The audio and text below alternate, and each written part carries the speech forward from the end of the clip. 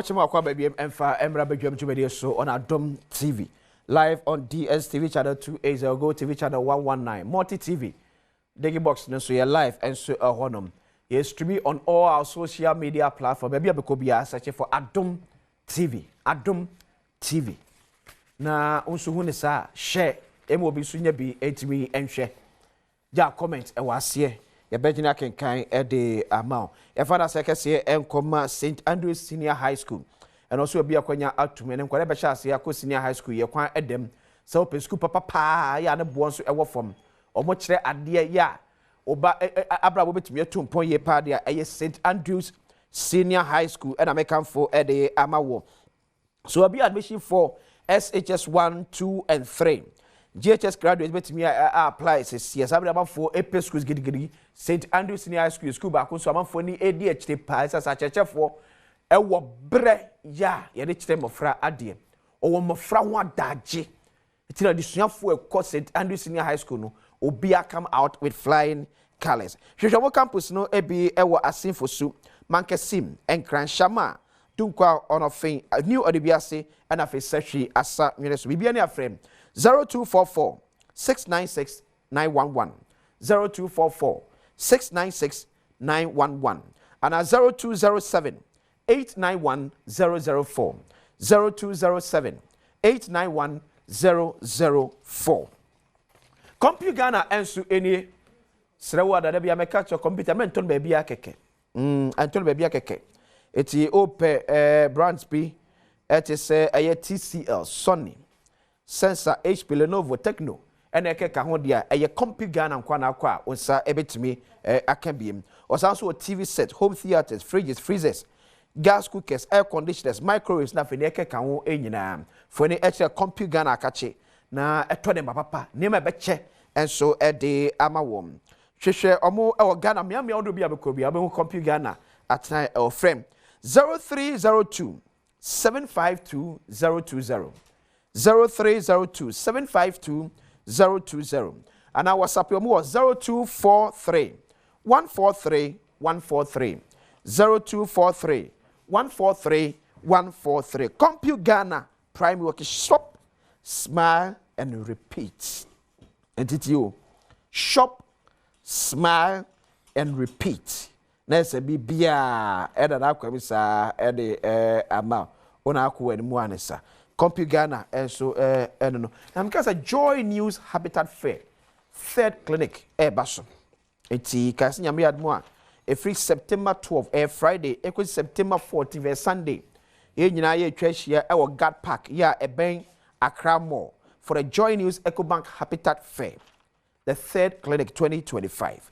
Eti wo afi na obesi dan afi na peso so dan so we obey enime bia disi dan bia company bia ewo edansie me bia em ya ewo ase bi se fie na wo pa ato se cement na wo pa ato se iron rod se roofing sheet se ye enwia ye disi dan na wo pa ato a oba Joy FM Habitat Fair asia we yen nyina bi enyam mpanifo no mo edi enkomo wona eso yasene me de abram.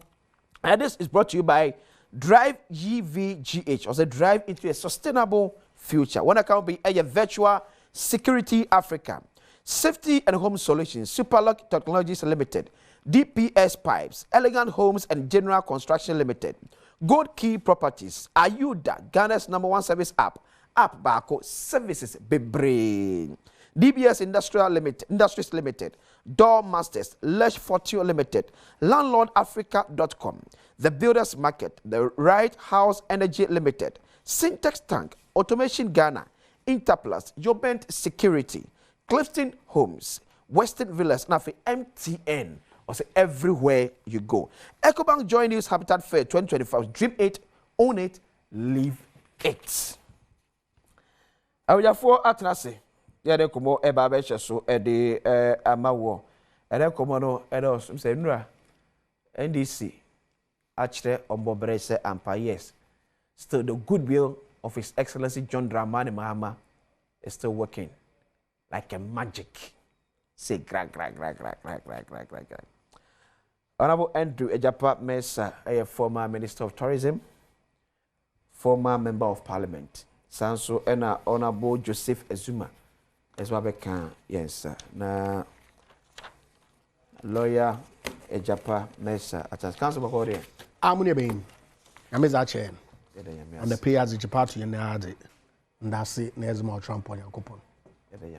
Oh, wow, and I bet from CCB. Minchia, the Minchia waiting for you now. Oh, MPP Boko. Okay. Election day, 2 outcomes. Either they based in Kunim and I based in Kugu. And that you call by election, you pay MP, they replace in your wake baby no. Okay. Akwatia for wakata. Of course. Post-mortem ne dode. Okay. Ozande election bia ya ko bia no ode yetumi yesua bibi yezifim. And that monitor media houses ni na tumuhu. The beyond the regular security na peaceful nature of the election no. Siko puemo Akwatia wono no yesikaba. One nature. Oh. Na new reporters or one nature. NDC for no watch bia. NDC for chesika wa. E krubi kra ehun the live wo Kojo Brace. Okay. The live event do. Okay. Okita bundle. And I will say emi ane yade. And see but ultimately no they won. And see as a party part of the reform process is no. It's unfortunate the no issue no obopuem. Okay. Man no dey by election at this time. But the reform processes are you go do aye juma no. Bijims there you boko da na aye. Na yetum ya bobo ye hu biem na 2028 abato ya kwa akoto no. Ya hwe Ghana fo ma wabaka based on and akazi juma ye be na nsama ye botum that to nenu. Okay. Na confidence ye botum ya rebuild within the Ghanaian populace now. It was actually results na eyo nwanwa. Oh, I am one. Was on the number of Jay-Z based on the Jumaya the you bought me a winning seat. Okay. But I share resources okupuwa and Sako election that on Shadan young one P. Okay. Especially 2024 general election. Sentiments amongst Kofododo na wako to abano was some facilitation, if you like, and san wakoto. It's if you have a government that is churning out that kind of resource into a constituency, yeah, with an avowed aim, the Konibiado or Pede will win his seat. No, I really wonder one objective. Okay. Was already know there were 2/3 majority in Parliament. Okay. 2/3 majority so as able to die titri ni dead be your campaign edi. As able to die titri ni dead be Speaker of Parliament edi. As able to die titri ni dead be Minister edi. I'm not so sure whether NDC members of Parliament would ever dream that will pass any process be able to remove the president. Constitution ne botum asesa on entrenched provisions with a simple majority. Okay. Entrenched provisions e botum asesa so e be here referendum. Okay. Or require at least 40% turnout na 75% voting yes. I'm not so sure how yes you can cross the threshold of 40% turnout. But I'm not sure that unless you have consensus across board, able to assess provision behind the constitution with your numbers in Parliament. Because referendum no, would determine whether able to make the next step crowd. So I really do not know why the resource outlay, na drip equipment was the with your other district would you go Akwatia the Konya okay wow who program here before this one indicate the kind of things are where and Akwatia should be the beneficiaries. One complete road no Nyada wona kwa ka ye hanya na watu abawie na wenya seat na no, then they go back to sleep. Sunday me sure that this assembly one budgetary allocation abano year more for 2025 will be sufficient enough to complete all the routes. Or your by election in see no go get investment no. Of course, but to my account, the previous governments have done the same. And like I said, we are not crying over spilled milk. They've won. About Bawonabado.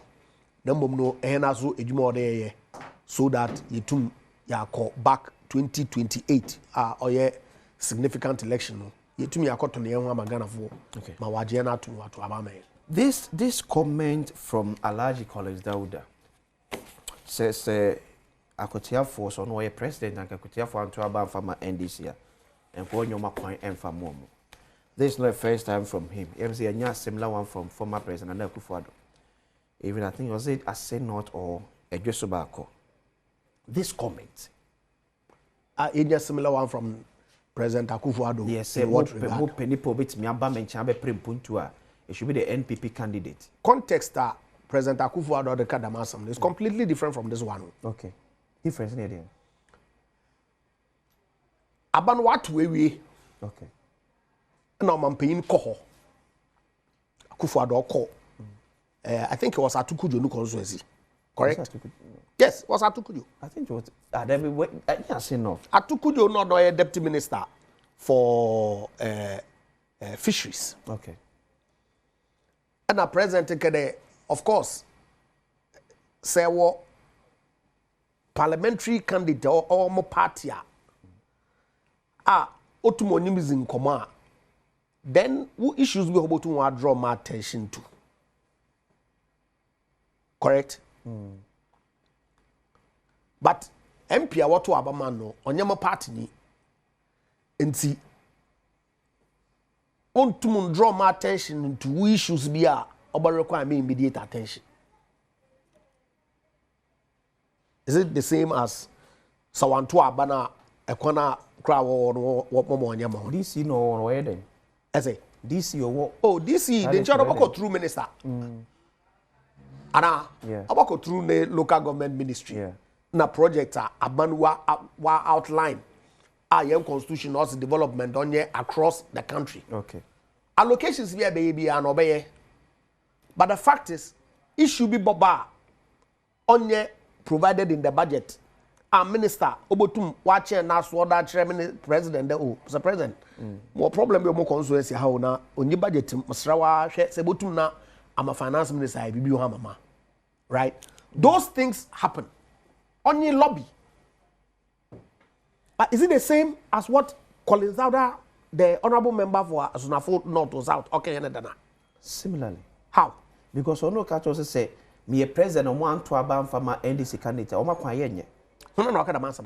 Colin Zauda. And I'm not Nana Kufado Kenya. Wait, Nana Kufado, yes, so open it to me abam and champion. So does it mean the President Akufo-Addo na some more Keno? Situate in the proper context. Okay. Please. On your elections campaign. Oko festival, if I recall. Now him for one request. What do to name? Nor Gina Dark there. Yes, of course. Oh yeah, beya. A juma no dos yadi when you're able to we fibido. Now MP or ha, I am a party ya. Ebia and Kabotum draw my attention to some of these things. As against to be on your party. Absolutely. Because President Oye caucus meeting with majority caucus are MPP for in the President Mahama and NDC fully share about for MPP for. Lawyer, one of this issue of your local governance structure. On America there, beyond the local government structure, even if you are in government, allocation away this assemblies common fund, assemblies now on internal generated funds now. Beyond that, MPs can also lobby, and indeed they do lobby. Yeah. Let's say MPP ni, let's say NDC government no eco lobby one. Except our personal relationships will be with some of the ministers of state. The president Obafro no new way da Abankomo. Abankomo the president Obafro new way. But the party for our NDC for from time to time Oshiawan. Ana. Awezi. Oshia one only one didn't come. So that's the context within which His Excellency Nana Addo Akufo-Addo was making the comment at the time. That CCR when you MPM party into the ABA one issues be oha on to me from Bamenyi Mamuntumin Eden Muntuanabar. But this one there was a categorical statement that's only President Mahama. Nankofu one to abam farmer NDC a corner cry and obey. Is it the same?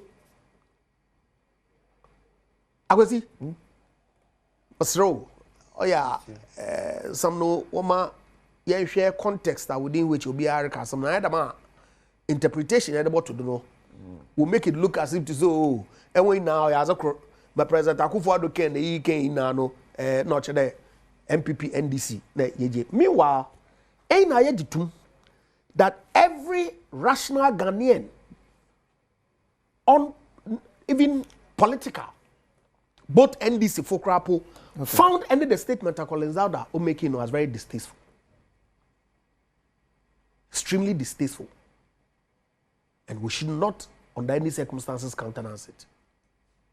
Or they are condemned roundly.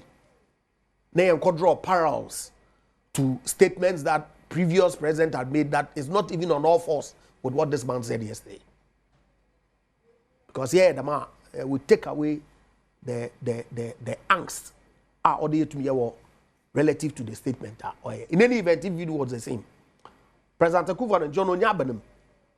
And if we found a problem with what President Akufo-Addo said, MPP for what general punishment, should we then tolerate or countenance what Collins Zauda is saying yesterday? It was good that you condemned him. You better to me deal with this challenge. I say. You better to me deal with this challenge. Condemn. As a so condemn part ni power dia lokoye e janka bia so no manfo nyina na my janka. You see, Motsi Biano, what party war Abenuma? It comes with some benefits, some access. Okay. As our party in Abenuma in Kenya. Okay. Yawa Benum, MPP for access to the seat of government. Anna. Yeah. My day, because by virtue of the fact that I was a member of parliament, even at the time that Minister Minister Krano, I could go to the seat of government. Moko ministries, Makasra, mo colleagues are ministers. Okay. If you have been for the past 8 months, Jubilee House gate entrance crime in before, mu if be more than. Mamo ko homeke then. Monko ministry be ada. Moko make then oh. But I'm sure that mo colleague in the past 8 years. He was not going there. And there, that is the kind of access our government are in. And see, I don't think that in itself is bad. Okay. But to make it a weapon as a vehicle for election, them are any that Collins Zauda here no day. That one we all ought to condemn it. Okay. Honorable Japa, Minister. Honorable Zuma, a member of Parliament, Malaysia, war a microphone. Honorable Korea, also a board chairman, the Ghana Refugees Board. And is the authority? Yes, a board, governing board. So, I member a lawyer, member a che, na mention also. Member tiu for a chokakra. And then my elite kakra. A bin see that me ba have crying no program swinging na. But then the kakra BSc. I'm the opportunity I had the menu penny lawyer senior. What to go bunting. And a small question about Honorable Collins Zauda, small kind of say, well, you share the outcome of Akwatia by-election and the comments made by Elijah Collins Zauda say, Akwatia for and to about farmer NDC candidate, not on the president or my 1 year. Where does it? And I'm BP so walker. But me say what 2 be bregum. Na you met down we.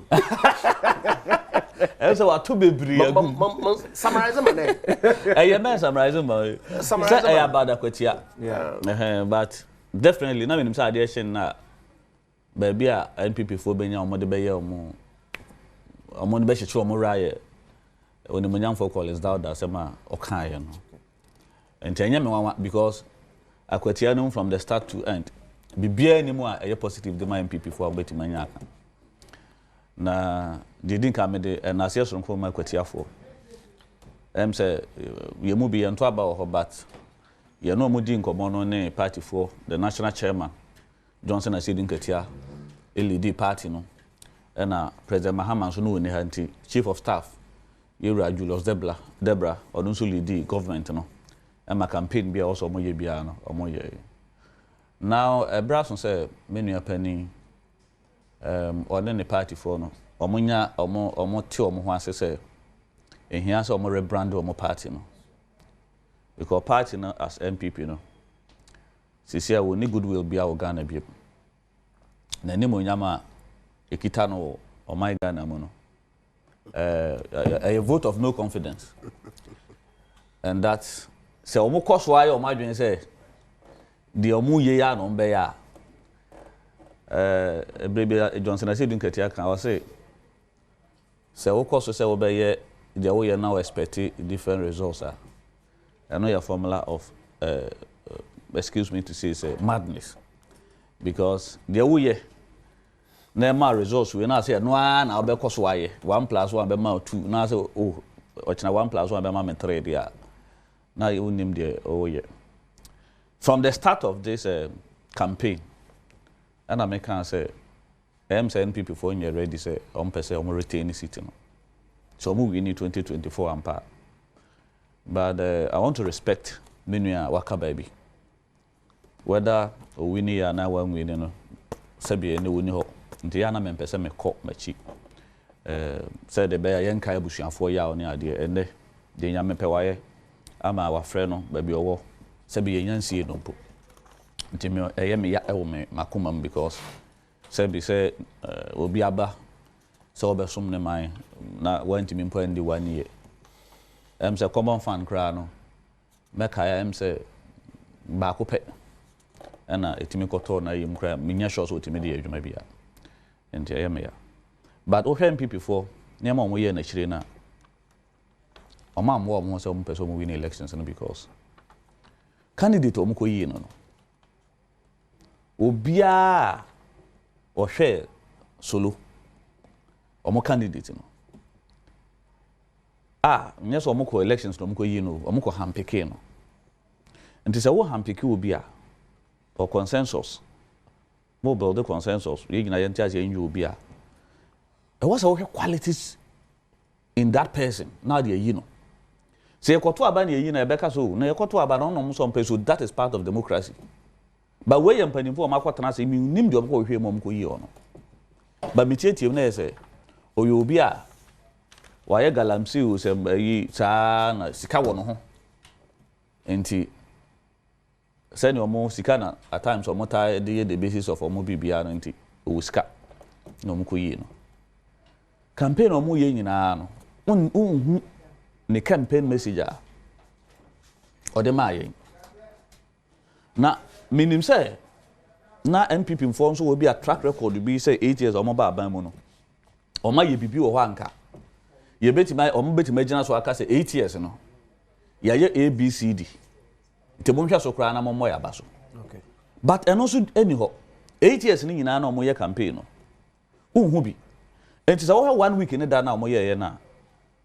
Dear omo candidate no ye ya na say okokan oba na sabi ote yi paso no ne tribute na okokan ma no ukohwe nsema na woka na yete say ono ni kunafo no ubo na semnity a na afedie o accuse nipa na wa free mu no say wa han nti me hwe video no on TikTok no na me say bia A1 generated yi bi no ma ye den my generating or modern the video be account idea but me ye me confirm baby ana ss na or can say yakumia ha no na waje nipa bebre na ye nyina ye former vice president and so your opportunities so ko ho a say doctor kan dey no ho nti no na fe dey wadane doctor say obi free mu otimi hwehwe di man ni free mu nti na fe obekire say ye pressure na pressure na say sharing na say the na kujina court na say your excellency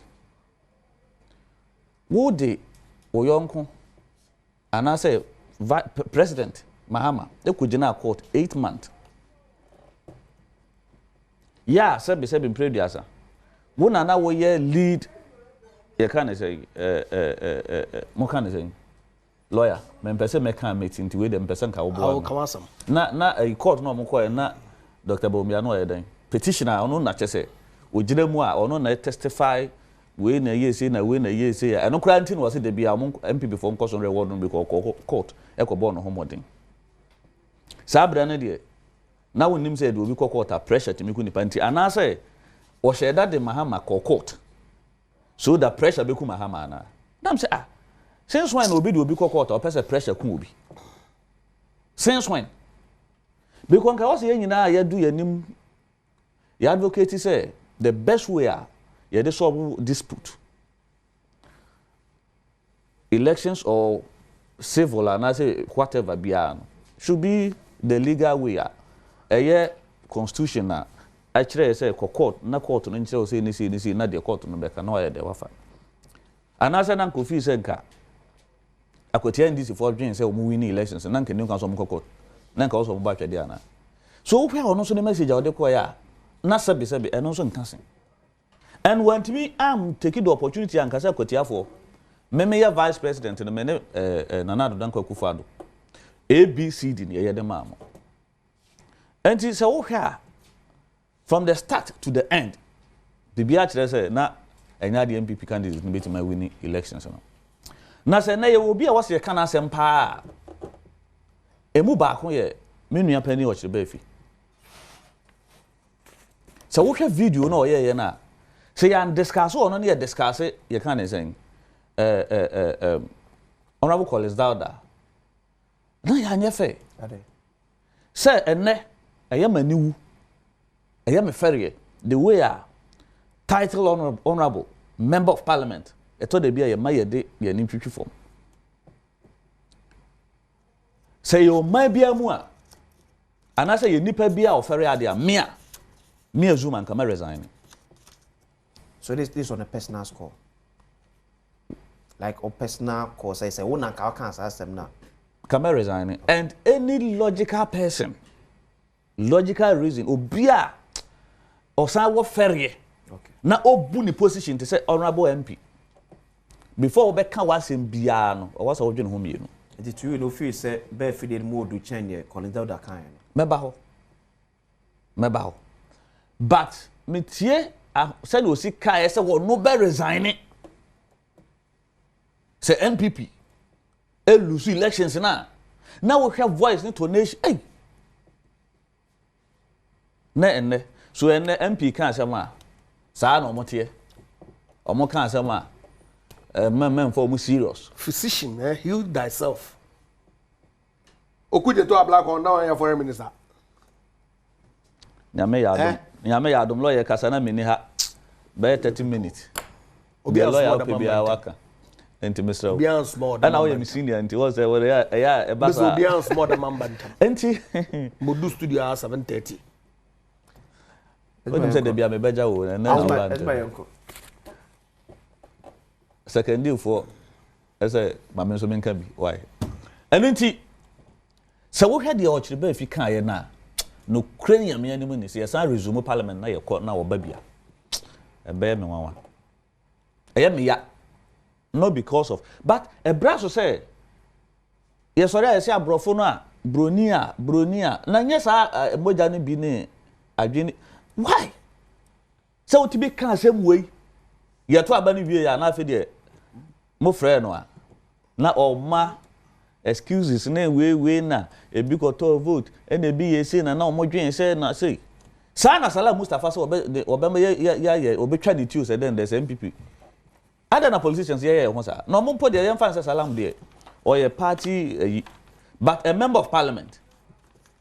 A member of parliament. So, China would be better to a bontia, you better than your JD.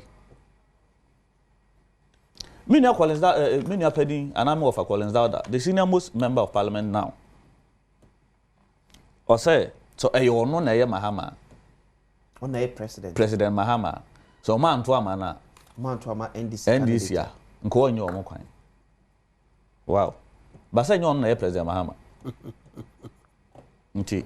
O say e yo no a. E na obi anso nim say you na President Mahama. And I had to say, Metiana America says, me a president of Ghana and Nea. Kame will be a year about media, be 1 million Ghana city, 1 million Ghana city. What the year budget time for? It is Zuma. Unim near to the beer, or we can't semsa a man bear topica. Always I would describe it allergical as Daudano. He's the senior most member of parliament in our August house now. Wouldn't say a campaign, Maminchawano. Campaign, Muno.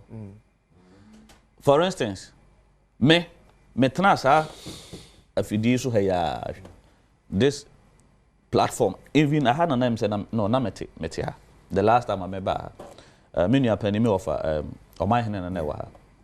Me my reasons I me feel say was here to abandon my NDC candidate. And one of the reasons was that I yeni a wabam and yeni a war president.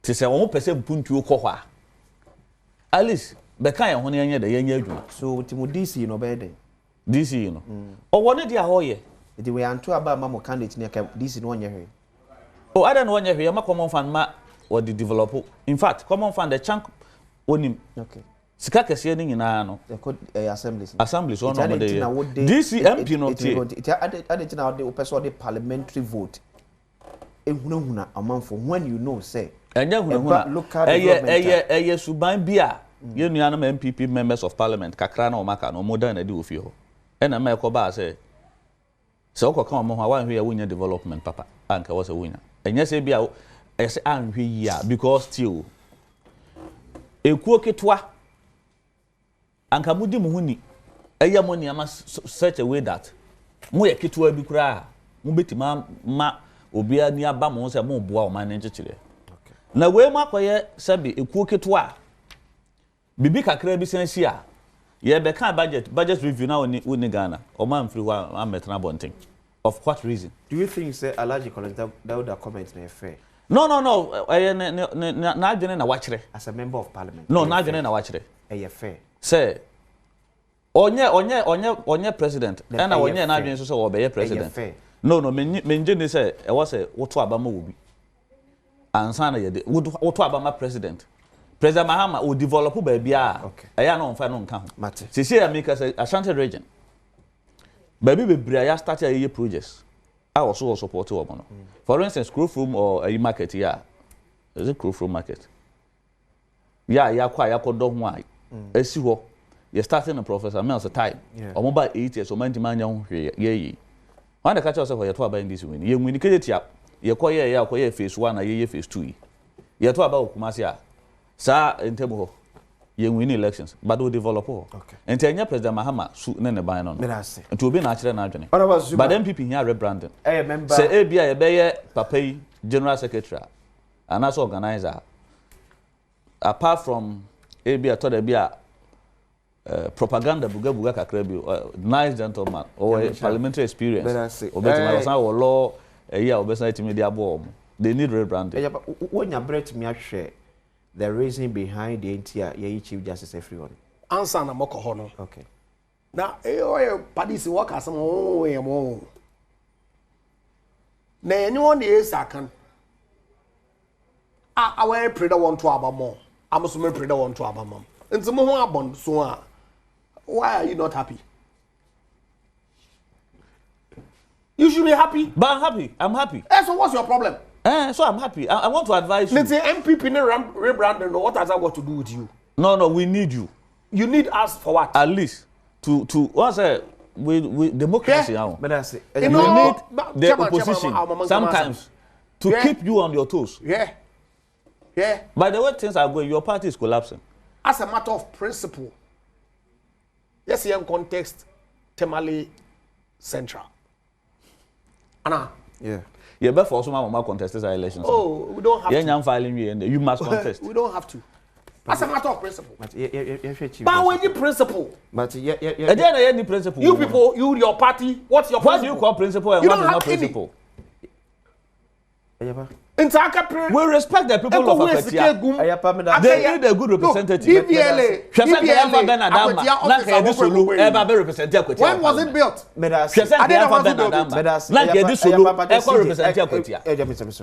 CJ. Who party members of parliament all CCR? Me all CCR. Mama Moayanko for whom? It's my man Jimano Kesiban. Solo Oeganini, he's qualified to contest. It is not the nature of work that he does. In any event. But Akwatia was on Solo. Yeah, but they voted, so it's fine. It doesn't matter. Chief Justice, remover. I mean, I must man come some more. Oh, man kabasam. Osande. Right from 2021, elections petition, NDC Vodoko Court. And one national chairman, on record to have said there are some Vodoko Court Nankasa, and then one hour when you I was started to brand the Supreme Court of Ghana as an MPP arm. Do what promise what came Ghana if we not yet say there's a when you can't what about Benuma they would do exactly what they're doing. Come on and be because Yaka when this shambolic petition started, when the Council of State issued its opinion, when the president proceeded to suspend the Chief Justice. The Ghana Bar spoke. Right-thinking Ghanaians spoke. But they were bent on doing what they intended to do. What's simple? No, obey. And see, I mean, statement no over out. Felix, Minister for Government Communication, opposed the letter on social media. More comment was saying, we hear you. Kudos to you all. Kudos to yourselves. Come on, some. Moroccan. Now, ban for bar. On every member of the Supreme Court. Not only the Chief Justice, all. Off. How? Neighbor and then. Petitioner, come on, my first petitioner. When I say petition, what site reasons? What about reasons? Okay, so don't read anything. Ata sama Madam Sophia Kufuaka. Yeah. What? What's it, Madam Mrs. Token Wide? Okay. So what's my main kind? See, come on, some. I cannot 2029. Nyakopon ton super go MPP and do me have power BMA. Everybody, because now the office of the Supreme Court. You are a lawyer. I'm 100% a lawyer of 20 plus years experience. Because and you're throwing this threat to our judiciary, especially the Supreme Court. Per the actions of Mr. Mahama and his government, MPP government has sent all then what else would you expect to be done? I want to know from you. Because now we've been told that the Supreme Court bench is coterminous with the office of the president. Finish. When I can. That's what Mr. Mahama said. Where? Hey, Chief. Mr. Okay. Mr. P. Yeah, that's it. Mampani casa. Mampani say. No, but that's it. Although to go away now, they can or then actions. No, not sure. So they will ask you, say, hey, for the Mampani afumra. No one check constitution or hobia. Yeah. 146. So who read petition? When that who judge court, judge we Mr. Moko court, judge no boom any chow. Into what you need, and they will set up a committee to sack them. Why? What's the problem with that? Tell me what the problem is. But it's serious. one Supreme Court justice. One na catch Mr. Mahama no nye na ban that what they are doing is serious. Have you told them? I want to know from you. Akachirona. Because we have said it. That the path that you are taking, it's a journey of no return. Oh. Because Abanfufubia, there will be people who will say, hey, it's retaliation time. Okay. Now, they tell us that what the Madam Charlotte or say. Is that not what they're saying? Yeah. Maybe it's what yeah. You are doing. That's what they're saying. Now they turn around and say that, well, but Madam Tokonune de Nede or your constitution on your Charlotte or anything. You believe these people? It's a pathway now settled. Okay. Any new government that is not MPP, they should know that that is what is going to happen. And if the Peace Council, if the Christian Council, if civil society won't speak and allow this thing to happen, then that is where we are taking our country to. But I say, Merba. And then the sense about is because Madame Sophia Kufu has spoken. I am here that she didn't speak early enough. Osanda, from all indication, the Council of State member or abstaining was her. Yeah. And I am here that she didn't speak early enough. It's not because she also went to testify on behalf of. Oh, no, but she abstained before the process started. So she'd have spoken right after the after she had abstained. Okay. Long before the process started. Okay. So that then if we now there's a Obi office which is constitutionally guaranteed. Not say about the party for what your petition in federals with Asama ya can when we're in opposition. Now ya actualize now. And that's the path that we want this country to go. But be it. Happy birthday 20,000, 20 billion thousand. The government will change. Mr. Abu Saidu, the Prince of Kumbungu, director of Kodapek, Koko, but your birthday. You will show all the best. Nyakoko, Enshaway, Effie, Eric Clarence, Maila, Dafe, Joshua, all the Nyakoko, and Yokesepa. Akrofo, member of Parliament. Yes, Akrofo for Chow. See the Japan lawyer. Emotions. And or the year in the submission. Okay. But may aspire to become like him professionally, like a lawyer. Okay. And I feel I may me LLB or Presby University. Yeah, me want me final year. Enough to become a lawyer. So I respect lawyers. I respect them. So we time be a member have a tona me ni be share or no winning. Me man the maximum respect. But having said that, and the emotions out the kasa say Urban and who decided say na on fa law na maha. Because say na make aye no odim say ye ka mra ye fa emotions in kan ye ka facts. E mra na say that is the name or something of the game. Law, evidence, facts. When ye constitution article way say cross say and no na mpese lawyer can na me sua na me DP. But me blame no because wa ma say obey law or ba say obey representing a political party. And the obeka e be ginger the spirit of the grassroots. No manya bibi say Bediako so no yenso ye ba. But onim say the work can in our sabi or that here for. So even say maintaining the current constitution now. Nasa say no can 2090 or more power. Simple mbeti ma ba.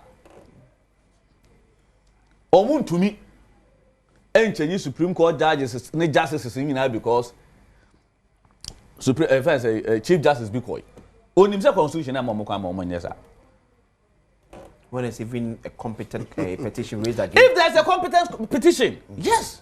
But one kasa also make any omunyina and or the assembly to why no so say previous. Also can say if it's about petition writing there they can. Now okay say petition be a petition. You have to establish prima facie say e wonyina so. One the best establishes that. Who be say one the best a petition ne by you refer them ahwa no. Yamfa ma a council of state. And no establish here. So there will always be a council of state. Yes. Okay. But say who can say council of state before no? Who can say we say Tibon Koso for? They are not Tibon Koso for.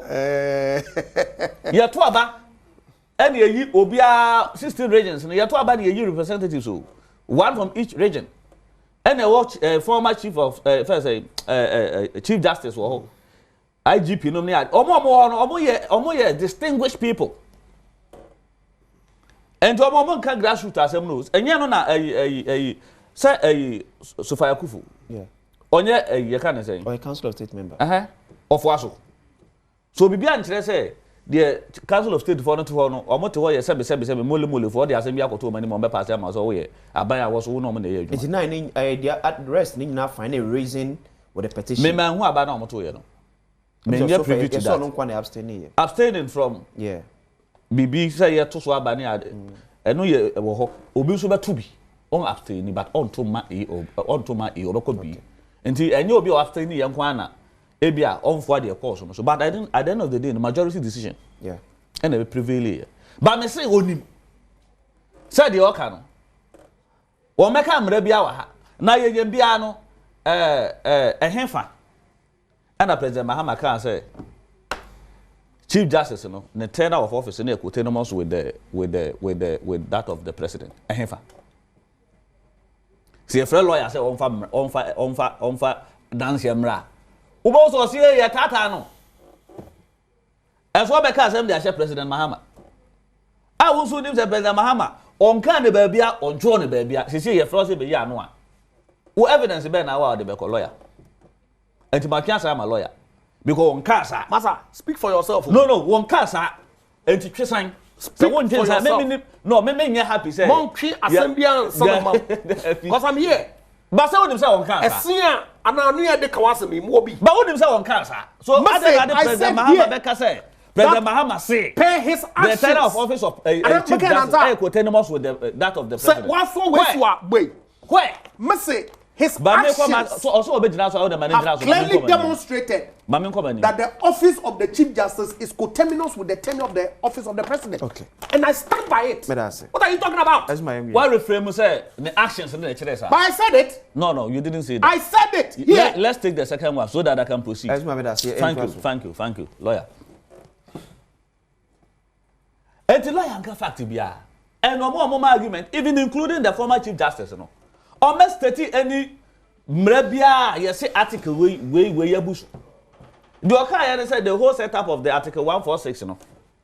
Or say there's a problem with it. Since when who here? So why Chief Justice plan? I didn't know you file. So NDC year constitutional reform. And ye and to obia onim said there's a particular clause or article in the constitution na. Problematic biya no. Onfambra ye be reform. Ebi kura ne ye be reform ama na be ye say petition bi ahia bi. Ye yi wa ye nya o say Yesu. Ana Nyankopon na de ope bi ayo. Se sa no mpese ye na ye be ye. But the same article 146 something no. Eno ana Sofia Kufu na pen so. Charlotte o say.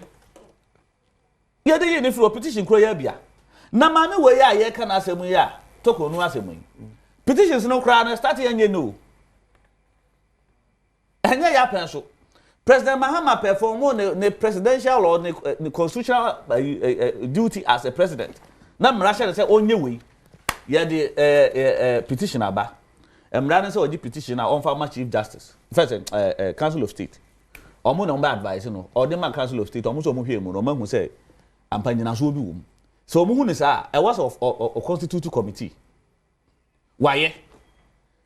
charges on the buy no President Mahama nkata so okay days I was say edukura ansa na ode ho eyi kura de amatoko no ode man no before time no so okay to there yeah man the 5 years office say ni aban aye no eno ano no so far as a lawyer me nyansa ma meko no ho okay on the team say nifa say si o kan lawyer ba ko a me nyansa ma me meko no ho because ma hwehwe ma hu so okoko a obo ne ho modin pa except platform masa don't come and sit here but I was saying yakobon no better